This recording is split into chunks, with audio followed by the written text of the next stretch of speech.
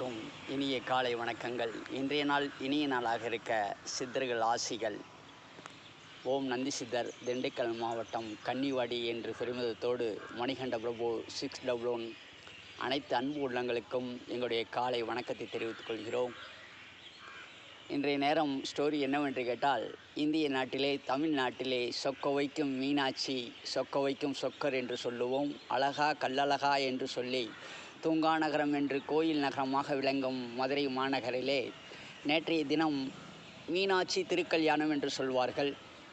அந்த மீனாட்சி திருக்கல்யாணத்திலே அந்த அனைத்து தாயார்களும், அந்த சுமங்கலி என்று சொல்லக்கூடிய அந்த தாயார்கள் தன்னுடைய கணவர்களும் நம்முடைய குழந்தைகளும் எல்லோரும் நல்லா இருக்க வேண்டும், நம்முடைய கணவர் இன்னும் கண்கலங்காமல் நம் குடும்பத்தை காப்பாற்ற வேண்டும் என்று சொல்லிக்கொண்டு அந்த மாங்கல்யம், அந்த மீனாட்சியின் அந்த கோயிலிலே அவர்கள் மாங்கல்யம் மாற்றுவார்கள்.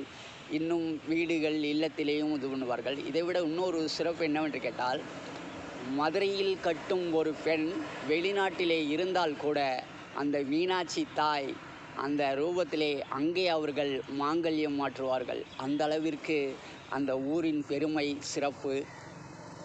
அந்த வெளிநாட்டிலே இருக்கும் நபர்கள் கூட இன்றைய நாள் மீனாட்சி திருக்கல்யாணம், நான் இந்த நாட்டிலே இருக்கிறேன் என்று சொல்லி அவர்களெல்லாம் அவ்வளோ ஒரு பெருமிதத்தோடு திருமாங்கல்யம் மாற்றுவார்கள். அந்த அளவிற்கு அந்த மீனாட்சி சொக்க வைக்கும் சொக்கநாதர், அழகா கல்லழகா என்று சொல்லுவோம். அது மட்டுமல்ல, நேற்றைய தினம் கருட தரிசனம் யாம் வேறு இடத்திலே உட்கார்ந்திருந்தோம். கோட்டை கருப்பணசுவாமி கோயில் என்று பழனி சாலையிலே ரெகுலராக உட்காருவதுண்டு. நேற்று எம்மை பார்க்க இன்னொரு சித்தர் ஒருவர் வண்ணம்பட்டியிலே ஐயா அவர்கள் இருக்கிறார். அவரை ஏற்கனவே இதற்கு முதல் நம்மளுடைய யூடியூப் சேனலிலே ஸ்டோரியாக போட்டுள்ளேன். அவரும் பார்த்துவிட்டு அவருடன் என்னுடைய பழைய நண்பர், வயதிலே முதிர்ந்தவர், அவருக்கும் ஒரு இல்லம் வேண்டும் என்று இறைவனிடம் கோரிக்கை வைத்தோம். அவர் ஒரு காலத்திலே மிகவும் பிரபலமாக பெரிய வசதி படைத்தவராக இருந்தவர். பெயர் சொல்ல விரும்பவில்லை, காரணம் அவர் சொன்னால் வருத்தப்படுவார். அவருக்கு இறைவனிடம் கோரிக்கை வைத்தோம். இவரை ஏன் இப்படி வாட்டுகிறாய், இவருக்கு ஒரு இல்லம் கொடு என்று சொன்னோம். சொன்ன உடனே ராட்சச கருடன் என் தலைக்கு மேலே வந்தார். எதற்கு சொல்கிறோம் என்றால், அந்த கருப்பணசுவாமி கோயிலிலே நாம் அமர்ந்திருக்கும் போது கூட அந்த 18ஆம் படி ஆசியோடு அந்த ராட்சச கருடன் எங்களுக்கு வானிலை வட்டமிட்டு அவ்வளவு அருகே அந்த மரத்துக்கு அடியே வந்து ஒரு பக்கத்தில் இருக்க தாயார்கள் கூட கேட்டார், இவர் மட்டும் இப்படி வரும்போது இந்த கருடன் வருதேன்னு குழந்தைகள்லாம் கேட்டது. அதற்காக இந்த நேரத்திலே இந்த மீனாட்சி திருக்கல்யாணம் ஸ்டோரியும் சொல்ல வேண்டும்.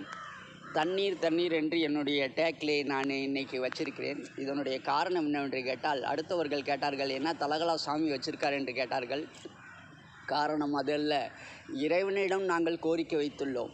இதை இறைவன் மேலிருக்கும் அந்த இறைவன் நம் ஆன்மா மூலமாக அவன் ஒரு வர்ண மழை கொடுத்து விவசாயம் செழிக்க வேண்டும், நாடுகள் ஒற்றுமையாக இருக்க வேண்டும், நல்லதே நடக்க வேண்டும் என்று சொல்லிக்கொண்டு, நான் நேராக வைத்திருந்தால் சாதாரண ஒரு மனிதனாக தெரியும். இதை தலகலா வைத்திருக்கும் போது சித்தர்கள் அந்த இறைவனை எப்படி உண்மையோடு மெய்யுணர்வோடு வணங்குகிறார்கள் என்று தெரியும்.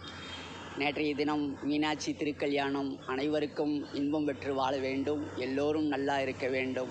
அனைத்து தாயார்களுக்கும் தாயை போற்றும் விதமாக இன்றைய நாள் இனிய நாளாக இருக்க வாழ்த்துக்கள். அது மட்டுமல்ல, நேற்றைய தினம் உங்களுக்கு திருக்கல்யாணம், இன்றைய தினம் தேர் என்று சொல்லுவார்கள். அந்த மீனாட்சி இதிலே அவ்வளவு அழகரை எனக்கு எப்படா அந்த மதுரை செல்வோம் என்று உள்ளது.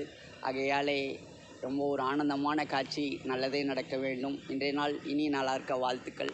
சித்தர்கள் ஆசீர்வாதங்கள், நல்லதே நடக்கும்.